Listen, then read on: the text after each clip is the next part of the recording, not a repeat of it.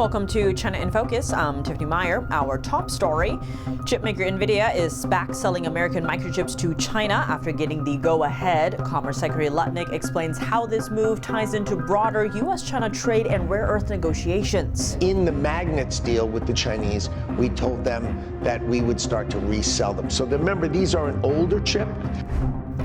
Apple sealing a $500 million deal to buy rare earth magnets from a Texas company. This move is boosting the supply of critical materials for iPhones right here in the U.S. The U.S. military is investing in rare earth mining, taking a 15% stake in MP Materials. The company plans to mine rare earth magnets in California. We spoke with a mining expert for insight. The strategic necessity for the United States to have a supply chain of rare earths independent of China. President Trump vowing to leave China far behind in the AI race. He is pumping billions into AI and energy to bring Pennsylvania back as an industrial powerhouse. Today, the Commonwealth is reclaiming its industrial heritage and taking its place at the forefront of the AI technological revolution. And some say whoever leads AI leads the future. So in the race between the U.S. and China, who is gaining the upper hand? Nvidia CEO Jensen Huang shared his thoughts while in China. China is moving incredibly fast because the model layer with DeepSeek and Alibaba QN and Moonshot, Kimi, right? All excellent technologies.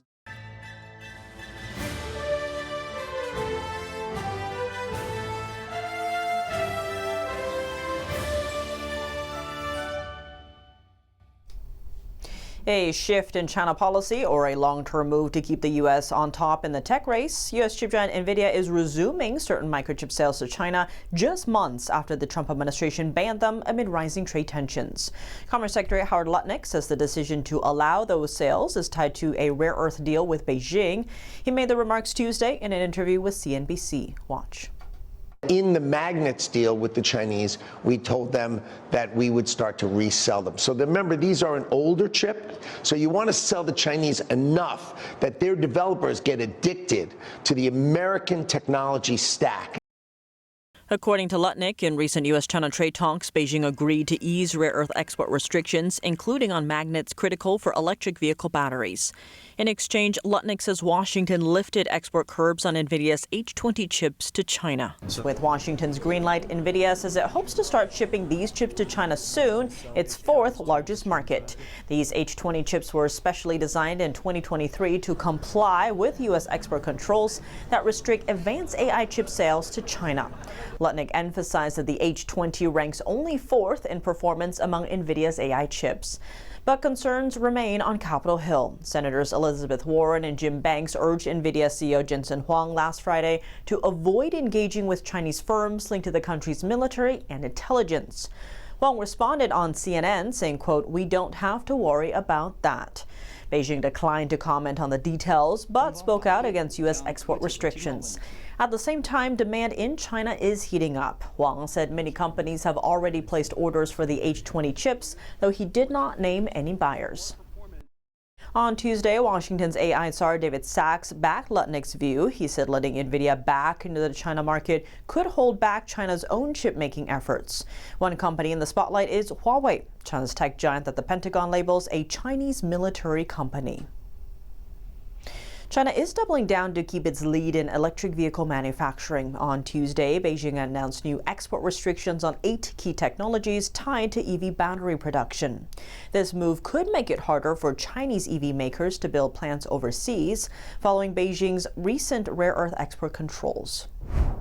President Trump is likely to be pleased with a multi-million-dollar deal Apple just struck. The tech giant agreed to invest $500 million to buy rare earth magnets from Texas-based MP Materials. Here's more. The two companies will also work together to repurpose recycled rare earth materials for use in Apple products. MP Materials says it expects shipments will start in about 2 years. The deal is the latest in Apple's $500 billion push to expand its U.S. operations. President Trump has been calling on Apple and other tech companies to produce more products domestically. He wants production in the U.S. as opposed to companies relying on supply chains in countries including China and India. In addition to Apple, other companies expanding U.S. production include Texas Instruments and Nvidia. To cut reliance on China for rare earths, the U.S. is turning to the ocean floor, eyeing deep-sea mining as a new source for those vital minerals. House Oversight Committee Chairman James Comer is pressing the Pentagon on how it's carrying out an executive order from President Trump. The order asks federal agencies to develop technologies for deep-sea mining. In a letter to Defense Secretary Pete Hegseth, Comer says the U.S. must lead in this sector to break free from China's grip on critical resources. He is now calling for a full briefing on the Pentagon's progress. The U.S. military has struck a deal to become a 15% owner in MP Materials. The Texas-based company plans to extract rare earth magnets from deposits in California. To discuss the implications, NTD's Carrie Dunst was joined by David Argyle, mining expert and CEO of Realloys Incorporated. David, thanks for joining and good to see you. Can you give us an overview of MP Materials as a company and the significance of this investment? Thank you for having me on. Yes, MP has a very significant rare earth mine in Mountain Pass. That mine has been around for decades, and it has had some good times and some less good times. Now, of course, it is a very highly sought after project because of the strategic necessity for the United States to have a supply chain of rare earths independent of China. And Mountain Pass has successfully negotiated a transaction with the Department of Defense so that they can scale their operation to meet the magnet needs for primarily the defense industrial base, but also national defense stockpiles. What does this infusion of capital from the military afford MP Materials to do right away that maybe they couldn't have done without this capital? I believe that Mountain Pass or MP Materials would always have had the opportunity to raise additional capital in the public markets given their position on the NYSE. However, what I believe that real strength was the security of offtake that the Department of Defense has signed with Mountain Pass, so that there is a floor price to stop the low prices of magnets from China entering the U.S. defense sector.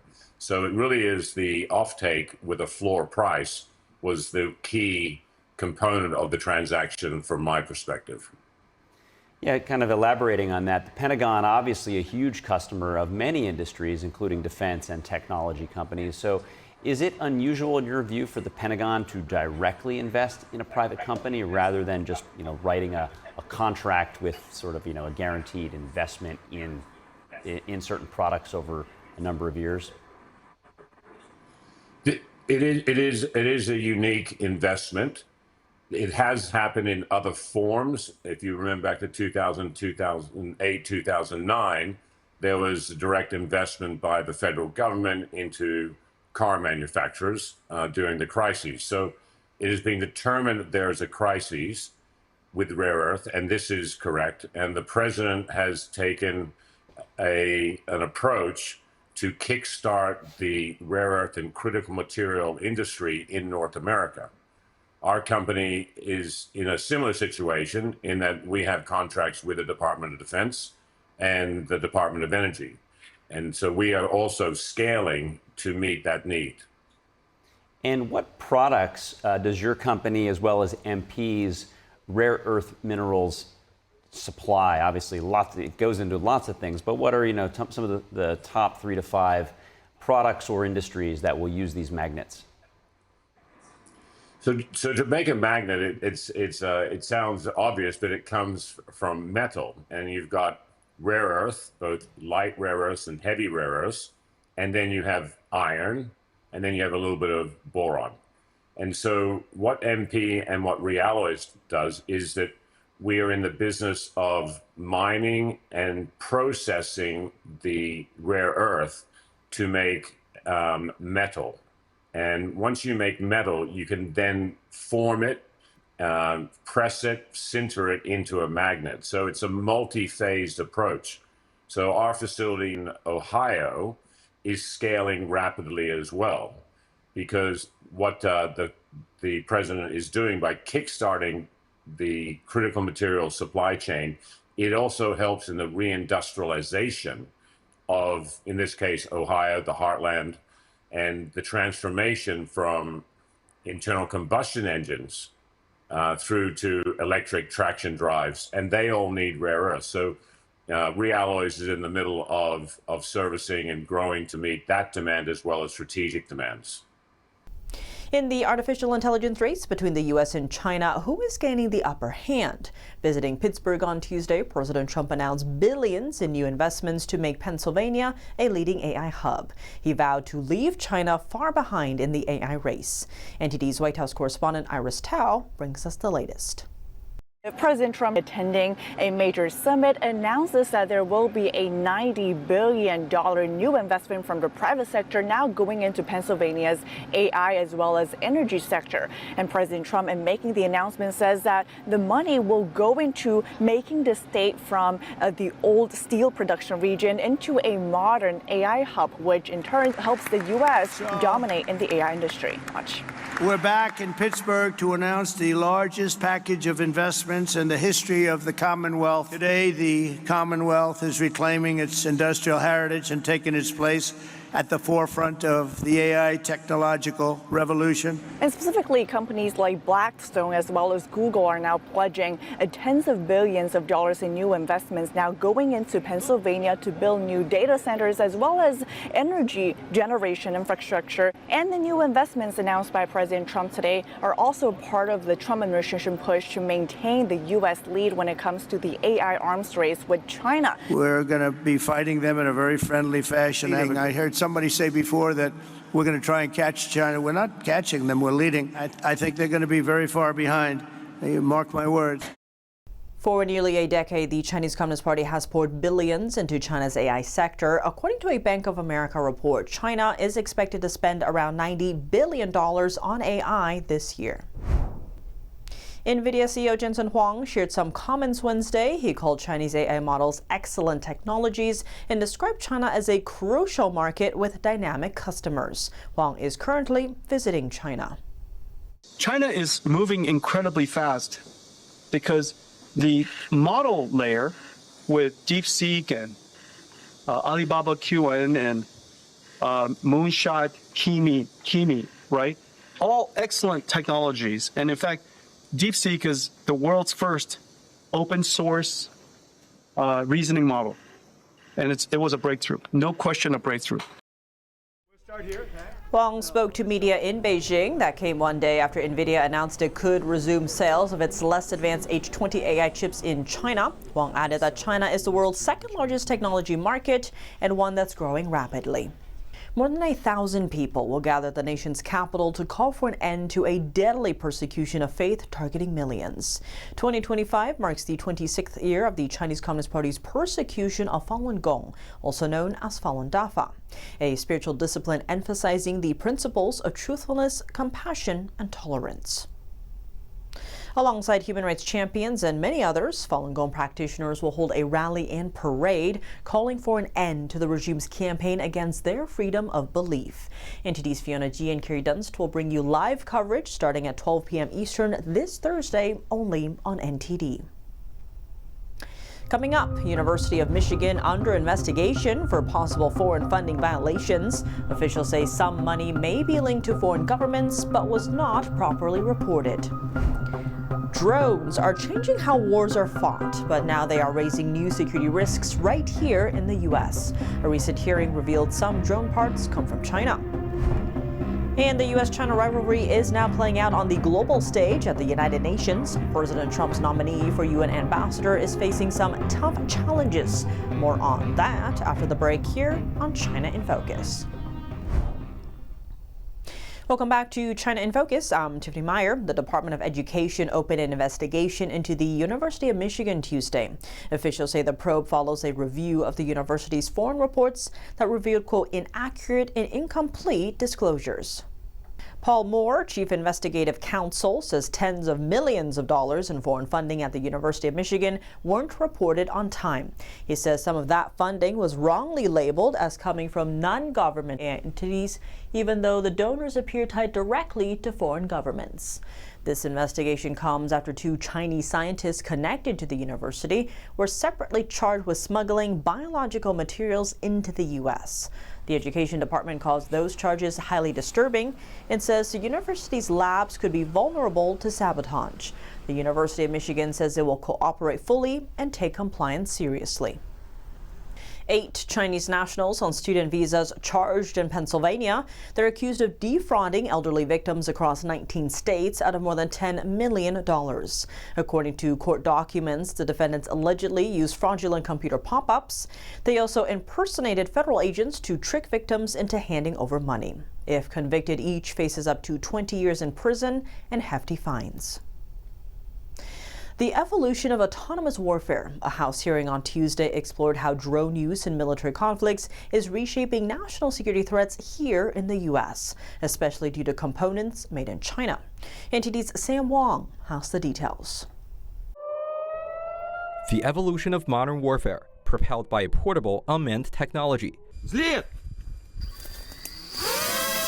Across battlefields around the world, drones are becoming a dominant force in combat. Their precision and capability can sometimes turn setbacks into victories. From Ukraine to the Middle East, our adversaries are deploying increasingly sophisticated drone capabilities that can be adapted by terrorists, lone actors, or state proxies within the United States. At a Tuesday hearing, lawmakers and industry leaders sound the alarm, saying that the use of drone technologies abroad is transforming security threats here at home. So they watch agents, they watch officials, government officials going to from their house. They figure out patterns that they can do surveillance and figure out patterns of airports, other critical infrastructure aspects of things. And we know, in particularly prisons, are being infiltrated every day. Around residential areas and military bases, federal authorities are seeing an uptick in reported drone activities. Oftentimes, they can't trace where these aircraft come from or who's controlling them. In the first quarter of 2025 alone, the FAA recorded more than 400 illegal drone incursions over U.S. airports. The military documented or reported 350 unauthorized flights over more than 100 bases. These are not isolated events. They are growing, sustained, and increasingly malicious. While the U.S. is leading the world in cutting-edge drones, most of the unmanned aircraft used in combat were made with components from communist China. For a fraction of the cost, they're capable of overwhelming enemy forces with surveillance and attacks. Today, China produces roughly 80% of all commercial drones sold in America. That's alongside most of the critical components like cameras, batteries, and airframes. This is the future. We're in the fight. We're in the fight to win it, and we're never going to back down. In front of the Pentagon this week, Defense Secretary Pete Hegseth vowed to unleash domestic drone production and innovation. It's part of President Trump's agenda to outpace American adversaries in autonomous warfare. The Trump administration says the move will reduce reliance on hostile nations and reassert U.S. dominance in emerging aviation. Sam Wong, NTD News, Washington, D.C. The U.S.-China rivalry is extending to the United Nations. The Senate held a confirmation hearing for President Trump's pick for UN ambassador, former U.S. National Security Advisor Mike Waltz. Waltz served on the China Task Force during his term in Congress.